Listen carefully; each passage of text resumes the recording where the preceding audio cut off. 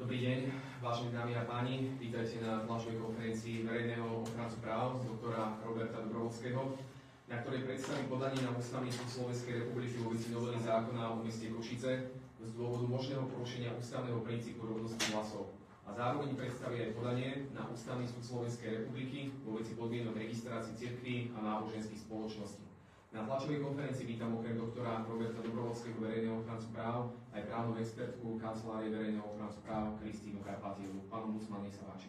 Ďakujem veľmi pekne za slovo, dámy a páni. Som veľmi rád, že ste prejavili záujem svojou účasťou o dve veľmi významné témy. Tá prvá, ktorou začneme, sa týka náboženskej slobody. Tá už je dlhodobý problém, na ktorý Národná rada, vláda doposiaľ nereflektovala. A tá druhá je vysoko aktuálna, ale k tej sa dostanem neskôr. Ešte, tak ako môj hovorca, vítam osobitne pani doktorku Karpatiovú, právnu expertku z príslušného odboru, a zároveň chcem poďakovať za jej hlbokú expertízu pri vypracovávaní tohto návrhu a zároveň aj pri spracovaní podnetu konkrétneho občianskeho združenia. To ešte spomeniem, to vlastne vyprovokovalo ako keby využitie tejto významnej kompetencie obrátiť sa na Ústavný súd. Sloboda náboženského vyznania je základné ľudské právo. Každý z nás ho uplatňuje bez toho, aby sa mu štát do toho vmešal. Ten koncept slobody náboženského vyznania je osnovaný na dvoch rozmeroch, že každý občan, obyvateľ Slovenskej republiky sám vyznáva vieru vnútorne, ale zároveň mu ústava garantuje právo vykonávať vieru kolektívne. Byť združený v spoločenstve, ktoré sa nazýva buď cirkev, alebo náboženská skupina, alebo spoločenstvo.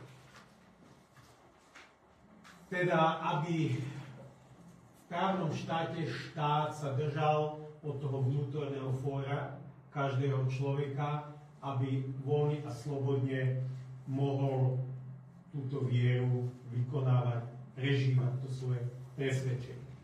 Štát má právo na úrovni zákona regulovať výkon tejto slobody, to ja nespochybňujem, ale v právnom štáte a v podmienkách, kde platia ľudské práva, musí štát robiť výkon tohto práva možný. Nestačí len formálne toto právo deklarovať, ale musí byť aj možné, prakticky dosiahnuteľné. A preto som sa zameral s môjim tímom na to, ako vyzerá zákon o slobode náboženskej viery a postavení cirkvi. My sme identifikovali jedno ustanovenie, respektíve dve, ktoré robia ľudskoprávne problémy ľuďom, obyvateľom, ktorí si chcú registrovať cirkev alebo náboženskú spoločnosť. O tomto probléme a mojich ľudskoprávnych výhradách vedela Národná rada, Ministerstvo kultúry. Lebo ja predtým, než idem na Ústavný súd, platí taký dobrý princíp, že by ste sa predsúdne mali dohodnúť. Keď sa aj občania súdia na súde, majú sa zmierlivo správať a snažiť sa ten spor odstrániť bez toho, aby musel rozhodnúť súd. Ja som Národnú radu vo svojej správe výročnej o činnosti verejného ochrancu práv v osobitnej kapitole upozorňoval a apeloval na nich: zmente tieto dve ustanovenia. Národná rada zobrala správu na vedomie, ale že by prišla s nejakým návrhom na zmenu tohto zákona, to sa nestalo. Ministerstvo kultúry ako príslušný ústredný orgán štátnej správy, ktorý vykonáva otázky registrácie cirkvi, cirkevnej politiky, ktorý ju reguluje, sleduje. My síce odpísalo, mali sme korešpondenciu, mali sme aj otvorený dialog, ale Ministerstvo kultúry považovalo tento zákon za súladný s ústavou, ako keby nepriamo de facto ma vyzvalo na podanie tohto návrhu, aby nás rozsúdil súd. Takto je to správne, na to je ústave súd, aby posudzoval, či zákony sú v súlade s ústavou alebo s dohovorom. Zároveň som aj podal podnet na zmenu právnej úpravy, ne som ako keby Ministerstvo kultúry nabádal, ako by tá právna úprava mohla vyzerať. Tým ale, že sa nestalo nič, že nedošlo k zmene, tak som 12.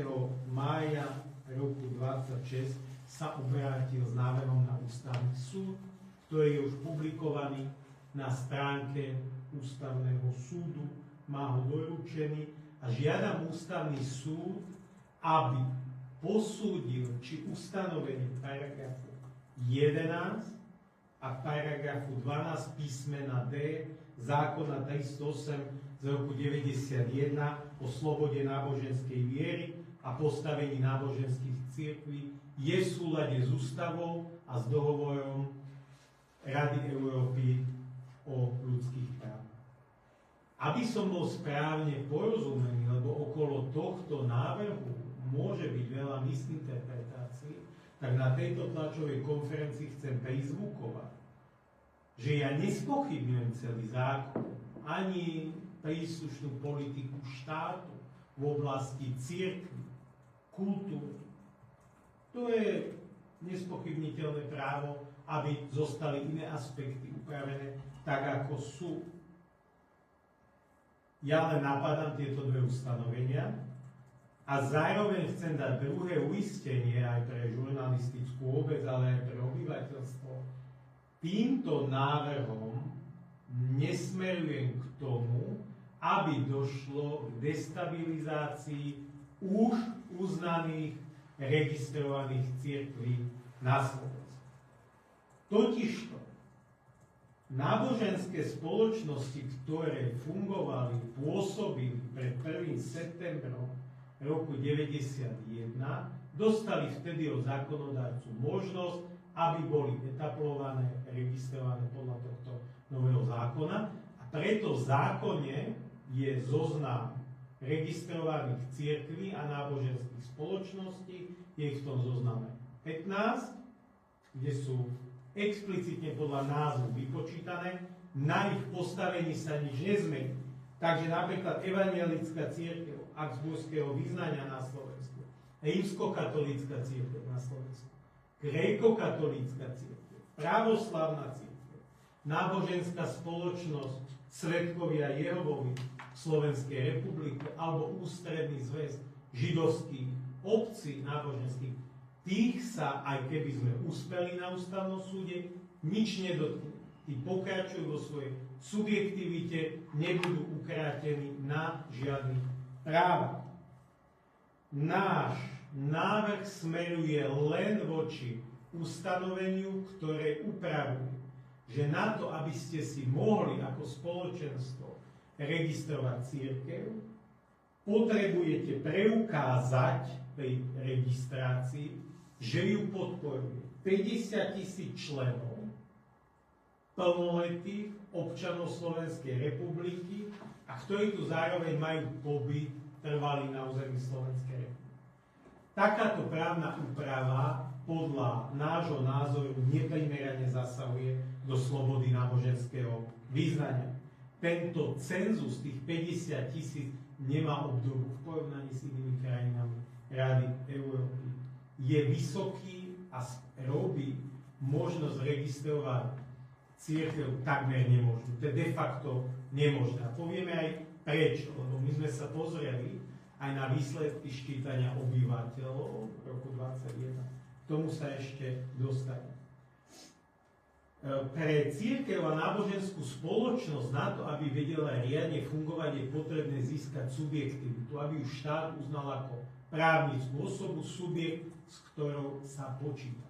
Tá subjektivita je veľmi významná pre právny styk, len ak máte právnu subjektivitu, môžete uzatvárať zmluvy, nadobúdať vlastnícke právo, aby sa tí ľudia mohli modliť nejakých modlitev na miesta, kde budú vykonávať svoju náboženskú slobodu, potrebujú si halu, priestor, kanceláriu prenajať, by vedeli niekde svoje rituály vykonávať. To je prirodzené.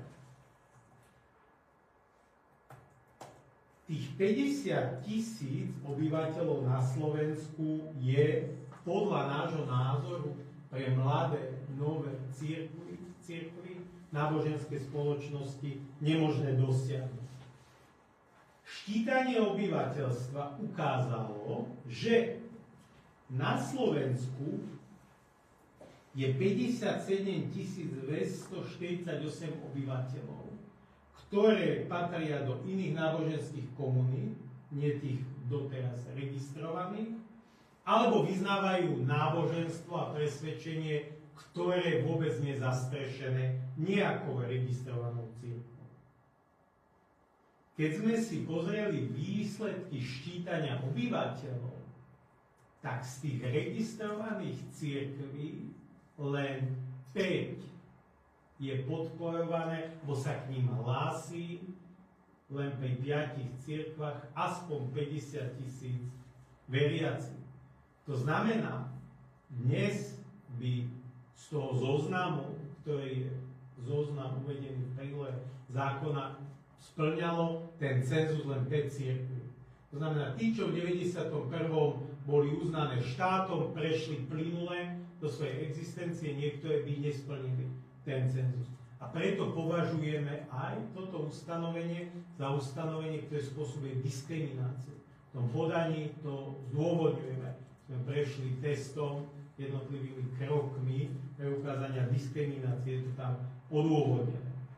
Na stole mám podnet od občianskeho združenia Starokatolíci na Slovensku, ktorí sa sťažujú na tú úpravu, lebo občianske združenie Starokatolíci na Slovensku nevedia týmto cenzom prejsť, to znamená, nemôžu sa uchádzať o registráciu. Chceli sme aj pochopiť úmysel zákonodárcu, prečo nastavil tak prísny a vysoký cenzus. My sme skúmali v legislatívnych materiáloch, podkladoch, sledovali sme aj proces prijímania tej novely, a totižto ten cenzus 50 000 bol sprísnený ostatnou novelou zákona z 20 000 na 50 000. To znamená, v tom 91. roku to bolo relatívne liberálne, slobodné a postupne zákonodárca sprísňoval dané. A z legislatívnych materiálov, najmä z dôvodovej správy, sme zistili vôľu zákonodárcu, že sprísňujem to preto, aby som zabránil ako zákonodárca a eliminoval špekulatívnym registráciám cirkví, ktoré by chceli získať finančný príspevok od štátu. Taká bola argumentácia. A na tú argumentáciu aj odpovedáme v tom podaní a hovoríme, že z dôvodu nejakej hypotetickej ochrany financií nemôžete robiť takúto prekážku ústavného práva. Je to neprimeraný dôvod na obmedzovanie ústavného práva, lebo si myslíme, že ani vysoký počet členov, vyznávačov tej cirkvi nie je garancia, že nedojde k defraudácii alebo k zneužitiu verejných financií. Veď ministerstvo financií, ministerstvo kultúry má podľa zákona dnes možnosť spraviť kontrolu, začať konanie o rozpustení cirkvi, alebo sú tam sankčné kontrolné oprávnenia. Takisto existuje aj vládny audit, keďže ide o nakladanie s verejnými financiami. Ak by došlo k defraudácii na úrovni trestného zákona, orgány činné v trestnom konaní môžu konať. To znamená, pre nás je to len taká zástierka a neprimeraný dôvod. Falošný dôvod, úplne poviem. Tomuto dôvodu neuverím. Nie som o tom presvedčený a pevne verím, že to tak aj vyhodnotí ústavný súd. Pýtali sme sa ministerstva kultúry, koľko ste dostali od roku 2010 návrhov na registráciu cirkvi. Ani jeden. Ani jeden do roku 2010. Zároveň v tej argumentácii odkazujeme na judikatúru Európskeho súdu, ktorý tiež hovorí, že právne uznanie, získanie subjektivity pre cirkev je dôležité naplnenie tohto ľudského práva. Krajiny Rady Európy by nemali vytvárať neprimerané prekážky. Tých 50 000 je podľa nás neprimeraná prekážka. Ideme aj v línii odporúčaní Benátskej komisie, Organizácie pre bezpečnosť a spoluprácu v Európe, OBSE. S registráciou totižto súvisí aj iné právo veriacich. Nie len teda, aby v tej prvej fáze získali subjektivitu, názov, sídlo, označenie, že sú náboženská spoločnosť a môžu usporiadovať bohoslúžby, náboženské úkony, ale s tým sa viaže aj prístup k pastoračnej činnosti do škôl, do väzníc. A my to vidíme tým, že chodíme na neohlásené návštevy do väzníc. Často sa nám sťažujú odsúdení: pán ombudsman, ja sa neviem dostať k pastorovi mojej cirkvi. Ja neviem dostať modlitebný predmet náboženský. Lebo to má viacero vplyvov, prístup k strave, ktorá musí zodpovedať religióznemu presvedčeniu. A keď sa pýtame zboru väzenskej stráže, ako je to s prístupom k pastoračnej služby, oni nám hovoria: pán ombudsman, žiaľ, ten príslušný odsúdený nie je vyznávač viery, ktorá je zastrešená registrovanou cirkvou. Viete, a potom sú aj také situácie, že uväznení ľudia, ktorí vyznávajú islam, ktoré je druhé najrozšírenejšie náboženstvo sveta, sa nedostanú k imámovi, nedostanú službu, možno sa nedostanú k Svätému písmu Korán. Druhé najväčšie náboženstvo sveta. A my si nemôžeme zatvárať oči, že nemáme ľudí patriacich islamu, vyznávajúci islam na území Slovenskej republiky. Ďalej prístup k verejnoprávnym médiám majú mať registrované cirkvi. V službách ozbrojených zložiek existujú kňazi, ktorí sú príslušníci ozbrojených zložiek. Ďakujem veľmi pekne za pozornosť. To bolo len veľmi stručné uvedenie tohto návrhu. Ten návrh je už na stránke Ústavného súdu. Tá argumentácia je veľmi podrobná. Odkazujeme tam napríklad na úpravu v Českej republike, ktorej tiež Európsky súd pre ľudské práva vytkol. Systém, ktorý mali v Českej republike, došlo k zmene. Zaviedli tzv. Dvojstupňovú registráciu, že najskôr získa náboženská spoločnosť status a tam stačí 300, myslím 300 vyznávačov, príslušníkov, a potom, keď sa ako keby osvedčí tá cirkev po určitom počte rokov, už získajú právo na nejakú financie, právo na prístup do škôl a tak ďalej. Ďakujem. Tu by som uzavrel môj úvod k prvej otázke. Prejdem k druhej, veľmi aktuálnej otázke. Viacerí z vás, si pamätám známe tváre, ste boli na našej tlačovej konferencii vo februári, keď sme vám predstavili závery z prieskumu dodržiavaní rovnosti volebného práva pri samosprávach. Právo voliť a byť volený je veľmi podstatné politické právo a ten prieskum z februára, ktorý sme vám predstavili, ukázal, že obce, samosprávne kraje, mestá pri tvorení volebných okresov, obvodov nedodržiavajú princíp rovnosti hlasu, že na každom hlase viac menej rovnako záleží. Približne. Nehovorím, že úplne rovnako, lebo je to nemožné, vzhľadom k počtu obyvateľov toho, ktorého volebného obvodu, ale medzinárodné štandardy hovoria, že tie odchýlky medzi volebnými obvodmi by nemali byť viac ako 15%. Na tlačovej konferencii vo februári som vám zároveň oznámil moje rozhodnutie aj napadnúť zákon o hlavnom meste Bratislava, kde je jedno ustanovenie, ktoré spôsobuje to, že medzi jednotlivými mestskými časťami, tak ako sú zastúpené aspoň podľa zákona jedným poslancom v zastupiteľstve magistrátu, existuje veľká disproporcia, tam sme namerali vyše 120% odchýlku. To znamená 15% versus vyše 120%. To je deformácia rovnosti. Zachytili sme legislatívny proces nedávny v Národnej rade, že Národná rada pripravila novelu zákona o meste Košice.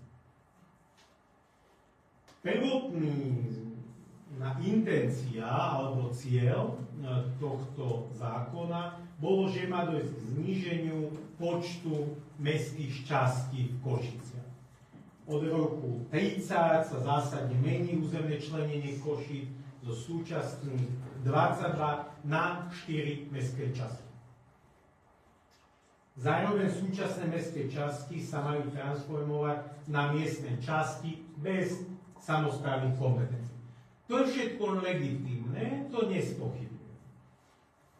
Ale v druhom čítaní na rokovaní Výboru Národnej rady pre verejnú správu 22. apríla 26 schválil tento výbor spoločnú správu, kde bol schválený pozmeňovací návrh, myslím, že to bolo autorov toho zákona, pána Igora Šimka a pána poslanca Sitkára, kde vložili to isté veľmi podobné ustanovenie, to je vyčítán zákonu o hlavnom meste Bratislava, ktorý hovorí, že každá mestská časť má mať jedného poslanca v zastupiteľstve Košickom bez ohľadu na počet obyvateľov. A toto ustanovenie, oni sú konkrétne 3, a ja napadnem tej ustanovenia, prečo hovorím, že napadnem, lebo stále čakáme na vyhlásenie tohto zákona v zbierke zákonov. Nemôžem, dokiaľ to nie je právny práva zverejnený v zbierke zákonov, napadnúť ten zákon. Návrh je už pripravený, už len máme vybodkované ustanovenia, kde bude označenie čísla toho zákona. Pán prezident Slovenskej republiky zákon podpísal v piatok. Ja som aj napísal pánovi prezidentovi list, rešpektujem jeho autonómiu podpisovať zákony alebo použiť právo veta. Argumentáciu som pánovi prezidentovi predstavil, aj som mu na osobnom stretnutí v Litovskom Mikuláši na oslavách konca druhej svetovej vojny povedal, že pán prezident, tam sú len 3 kritické ustanovenia. Nie celý zákon. Nespochybňujem tú zmenu. Len 3. Pán prezident to podpísal v piatok, takže je otázka pár dní, kedy to bude publikované v zbierke zákonov. Prečo veľmi ostro sledujem deň publikácie? Lebo sa nám blížia komunálne voľby. A mesto Košice sa budú musieť prispôsobiť tejto náhlej zmene. Tieto tej ustanovenia napádam, ale zároveň žiadam ústavný súd, aby odložil účinnosť. Prečo? Lebo ústavný súd v nedávnom rozhodnutí, kde prijal môj návrh vo veci mesta Bratislava, citujem, varuje a upozorňuje, a to je také prelomový názor ústavného súdu, kde prizvukuje, citujem, čím bližšie je volebná kampaň a termín uskutočnenia volie, tým viac musia dbať na zdržanlivosť aj orgány disponujúce normotvornou právomocou. A to je Národná rada. To je jasný odkaz Národnej rady. Pri Bratislave ústavný súd povedal, pánu Mucman, to už je dlhodobá úprava, neodložíme účinnosť. Tá Bratislava sa spravuje tým zákonom už viac rokov, ale mesto Košice, tam dochádza k úprave o 5 minút 12, lebo mesta sa už musia pripravovať na samosprávne voľby, kedy v júni budú musieť už schvaľovať všeobecné záväzné nariadenia, ktorými sa budú schvaľovať tie volebné obvody. A úplnú aktualitu, ktorú sme ešte dnes doplnili do toho návrhu, ktorý vy uvidíte, keď to bude publikované, sme sa pozreli na materiál magistrátu Košice, ktorý je zverejnený na webovom sídle. To je materiál, kde už sa magistrát pripravuje na implementáciu toho zákona. Magistrát prepočítal, čo by tá novela spôsobila medzi miestnymi časťami, a v tom materiáli, ktorý bol zaradený na zasadnutie Mestského zastupiteľstva 12. mája 26, samotní experti, teda zrejme právnici a zamestnanci magistrátu, upozorňujú, citujem, to bude bod 50 nášho návrhu, tam to nájdete, že rozdiely v potencialite váhy hlasov obyvateľov medzi niektorými mestskými časťami presahujú aj hodnoty 100%. Pričom najvyššie z nich predstavujú 116,3%, a to rozdiel medzi mestskou časťou Džungľa a Západ, 110,6% medzi mestskými časťami Šebastovce a Šaca a tretie číslo 97,58% medzi mestskými časťami Poľov a sídlisko KVP. Toto prikladáme Ústavnému súdu ako dôkaz, aby zvážil, a ja si myslím, že Ústavný súd by mohol vyhovieť odloženiu účinnosti týchto ustanovení a teda nech voľby do samosprávnych orgánov v Košiciach prebehnú podľa všeobecného pravidla, ktorým sa roky spravovali. Totižto zákon o meste Košice mal to ustanovenie pred desiatkými rokmi. To, čo má Bratislava, zákonodárca upustil od toho ustanovenia, bo vedel, že to spôsobuje protiústavný stav. A teraz sa poslanci Národnej rady k tomuto vrátili. Pritom vedeli, ja som listom ešte predtým ich varoval, som im dal do pozornosti, pozor, napádam zákon o meste Bratislava. Nechoďte cestou protiústavnosti. A napriek tomu sa zákonodárna moc vybrala to cestou, je to legitimné, nemôžem im to vykázať ako porušenie práva, ale na to mám silnú kompetenciu obrátiť sa na Ústavný súd, aby to rozsekol. A toto je urgentná situácia, takže ja pevne verím, že plénum zasiahne. Tak ako veľmi dobre zasiahlo plénum pri rušení úradu na ochranu oznamovateľov proti spoločenskej činnosti, tam tiež rozhodol medzi sviatkami vianočnými a Novým rokom. Keby nezasiahol, tak ten úrad už je v úplne inom režime po 1.1.26. Reagoval na túto aktivitu, mediálne a všetko transparentne zverejňujeme aj samotný autor, pán Igor Šinko. Včera som sa s ním dokonca stretol na zdravotníckom výbore, kde sme preberali mimoriadnu správu poplatkom v ambulanciách a prejavil záujem sa rozprávať o tejto téme. A nepoviem nič tajné, po tejto tlačovej konferencii príde na návštevu pán poslanec. Neviem, čo bude obsahom, možno pripustí aj zmenu, ale veľa času nezostáva na legislatívnu zmenu. Tá návšteva, ja sa jej teším, veď dialog my máme s Národnou radou vo viacerých oblastiach, ale ja ten návrh musím podať, lebo ja nemám garanciu, že Národná rada do volieb samosprávy stihne tento zákon prípadne zmeniť. Toľko k tejto téme. Ďakujem veľmi pekne. Nech sa páči, teraz je priestor pre vaše novinárske otázky. Dobrý deň, Richard Nemec z televízie Joj. Vy ste označili tie argumenty v tom 2016, keď sa navýšovala tá kvóta na 50 000 za falošné. Myslíte, že tam dôvod bol vtedy tá vrcholiaca migrantská kríza, kedy viac menej aj z úst terajšieho predsedu parlamentu Danka sme počuli, že on nikdy nedovolí, aby islám tu mal nejakú ucelenú komunitu? Ja ako verejný ochranca práv musím vychádzať z listín, z stenografického prepisu, diskusí o návrhu zákona.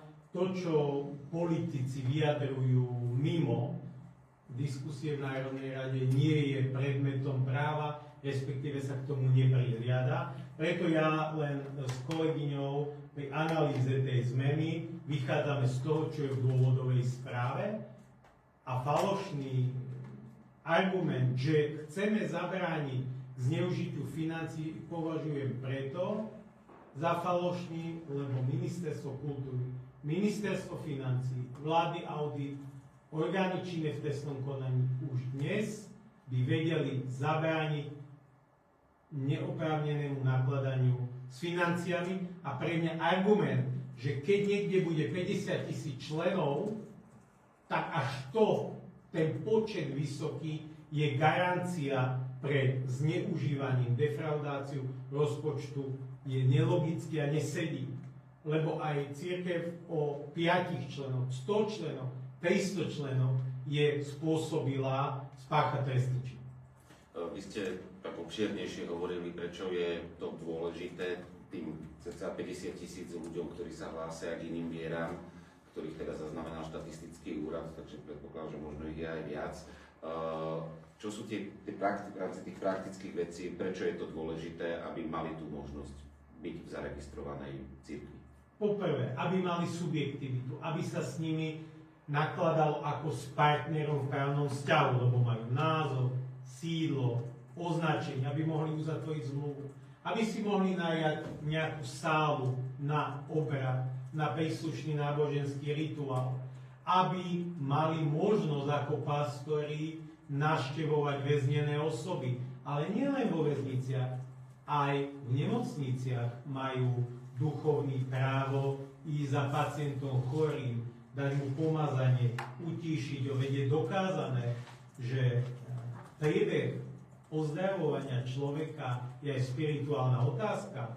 Je dokázané, že keď máte kňaza v nemocnici, ktorý vám dá duchovnú podporu, že to uľahčí priebeh liečenia, alebo aj vo fáze, keď už je človek vo fáze paliatívnej starostlivosti, hospicovej starostlivosti, kde cirkev, charita, cirkvi, náboženské spoločnosti robia veľké veci pre ľudí, ktorí sú v nemocniciach, ktorí sú chorí. Takže ja si myslím, že tým, že naša krajina je neutrálna, ideologicky, nie je založená na ideológii, nemôžeme preferovať tú, ktorú cirkev, náboženský prúd.